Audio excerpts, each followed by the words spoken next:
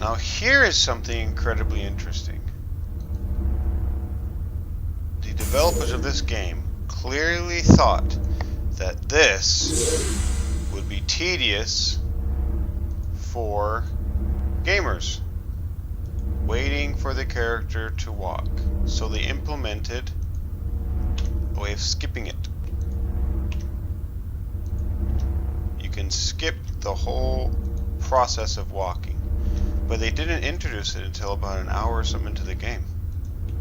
So I guess what I'm expecting is at some point, from this point on, there's going to be much more walking going on. But you just press the escape button and boop, you skip walking. The only problem is if you use it too much, then you'll accidentally press it twice and bring up the menu. But that's interesting that they actually took that into consideration. Very interesting. Okay, here is another interesting thing about this game, and this game has a lot of features that clearly demonstrate that the developers, the designers of the game, had an adventure gamer's joy in mind as they made this game. First, one I introduced before, the skip, being able to skip walk. If any adventure game will say, after a while they just get sick of traveling from island or from ship or wherever, from location to location. I mean, Monkey Island, that game is, a staple in adventure games, but man, you spend so much time just going, especially when you don't know what you're supposed to do. When you're trying to figure out a puzzle, you retrack your steps, you go to places you've been 100 times looking for that one clue, and you spend so much time just walking. So that right there is like a very good implementation. Plus, here's another one. So, as you can see, I have there's like an array of doors here. And I'm supposed to go into one of them, I think. Right? I don't know which one. So, in order to find out which one, these doors are special. I have to scan my eyes. It's just the way they are. I have to scan my eyes. So I go to scan my eye. And he's like, I don't think it opens for me. Right? Well, now I have two options. The first option is to click on this scanner and do the exact same thing over again. Eye. Doesn't open for me. But the developers implemented a feature that if you just double click it, it'll do the previous action again. So instead of having to go through the whole menu system, just double click.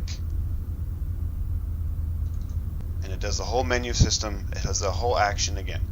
This, if he's not an idiot, runs into the corner of the wall. I'm gonna go and I can't reach it. A basketball. Okay, so and I found the one that was for me. Let's try here. Let's see if he doesn't run in the corner of the wall. He's a moron. Anyways, love that implementation. It just shows that the developers really had an adventure gamer's joy, and they had that entire experience in mind while they designed this game. Love it with all my heart. Wow. Okay, so I just barely realized something, and I had a question about this. I was wondering about this, but as you can see in the corner where my cursor is, there's nothing here. There was something here, but now there's nothing.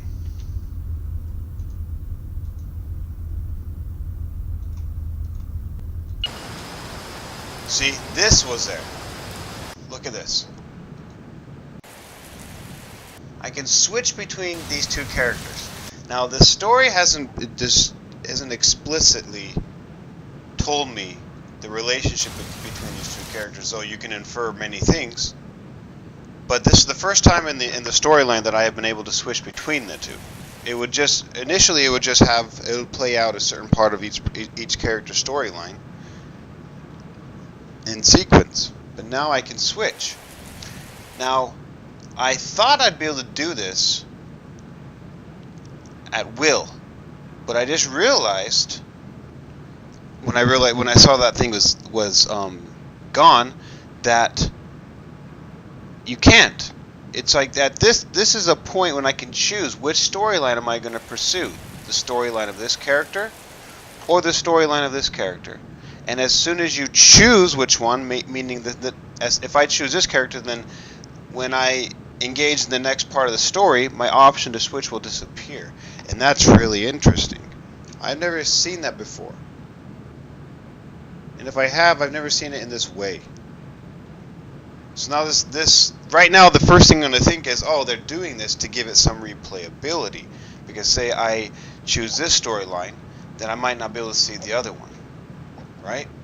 And so I'll want to think, well, what the heck? I want to see what happened with the other one. Most likely, this is what I'm predicting. Most likely, if I choose this storyline, then I'll play this storyline, and then it will switch automatically to this guy at whatever point he would be at if I had played him the same amount.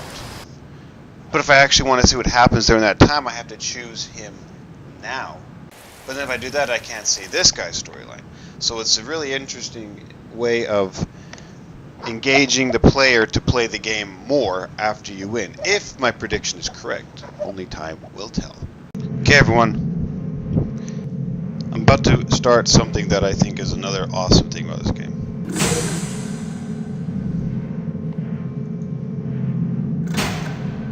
Scanning for unauthorized testing apparatus. Scan complete. Delta 6, I hope this will be the first and only time I have to teach you this stage of your training. Alright, let's get down to business. Today we will continue with your gun training. These tests may take a while to complete and may require some practice, so you will be free to leave this segment and come back if you cannot immediately complete them. Let's start, shall we? Today we are going to add another element to your training. Please take the gun from the pedestal and observe. Go ahead, pick up the gun. See, what you just witnessed there is this guy over this intercom training me. So he's essentially doing what a tutorial would do, but he's a part of the storyline. He's a part of the game. Not the game, the storyline. And since this is an adventure game and storylines are what drive the entire game, they have effectively they have implemented the tutorial into the storyline of the game so that you are not lost and you are completely immersed in it. I see more and more games trying to do this, and I love it because I think it's the best way of introducing a tutorial. Nothing is more jarring from your experience than to be playing the game and then suddenly it freezes and this menu box comes up and says, oh, not menu box, this dialog box comes up and says, hey, press X to dodge the bullet. You're like, okay, thank you for completely destroying the moment for me. It's like the most brute way of communicating to a gamer.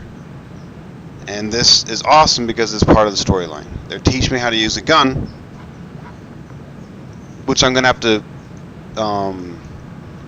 use later on in the game.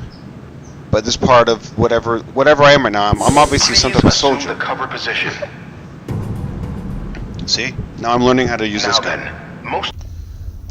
Okay, so I have this partner now. Now I'm certain she will not provide me with anything. She's just to tag along. But I'm really curious why, when I walk, why does she get all jaggy like that? Look at her freaking out back there.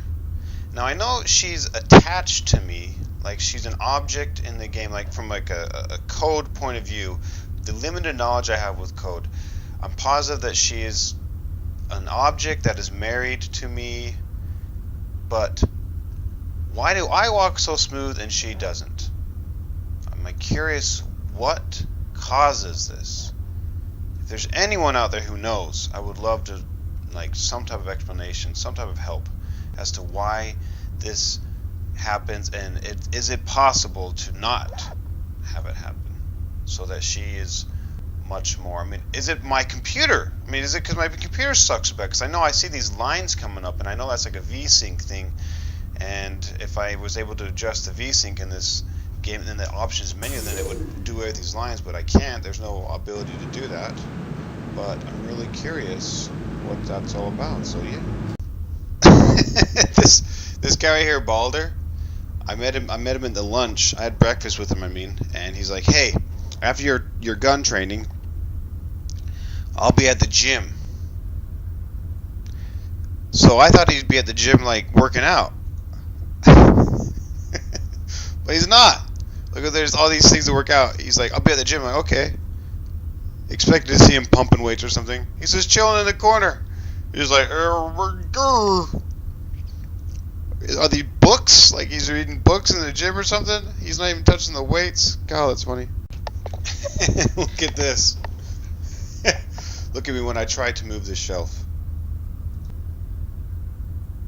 It's much too heavy for a person like me to move.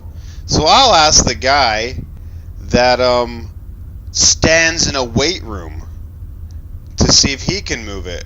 Can you move that shelf? Got it. He can one hand move it.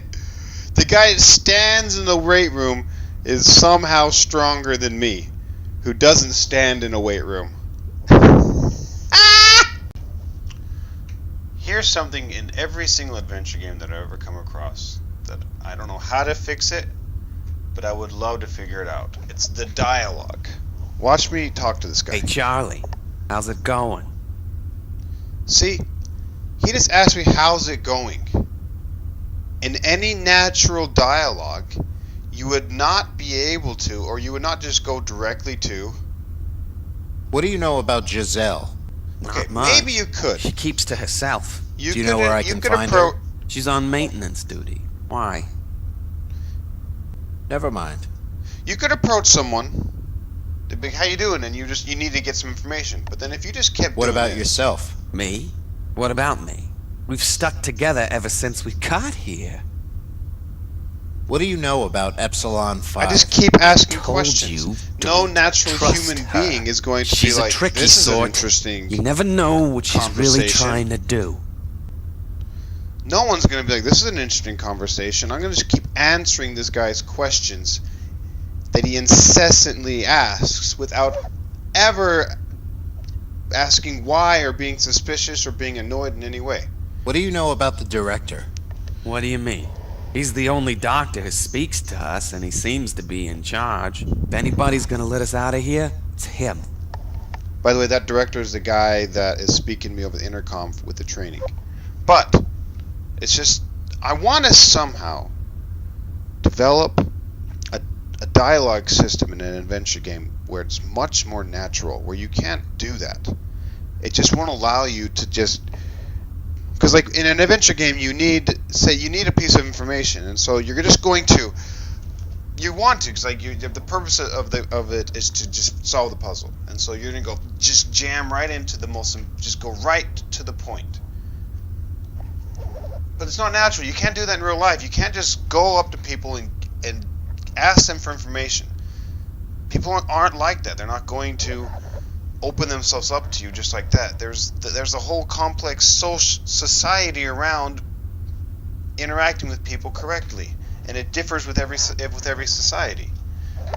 I don't like it that these games are exempt from that. I think it really steals from the authenticity of the game when you can just do something weird like that. Now I have no idea how to fix it, but it would be amazing to make it much more organic, much more real. I would love to be able to figure that out. It'd be amazing.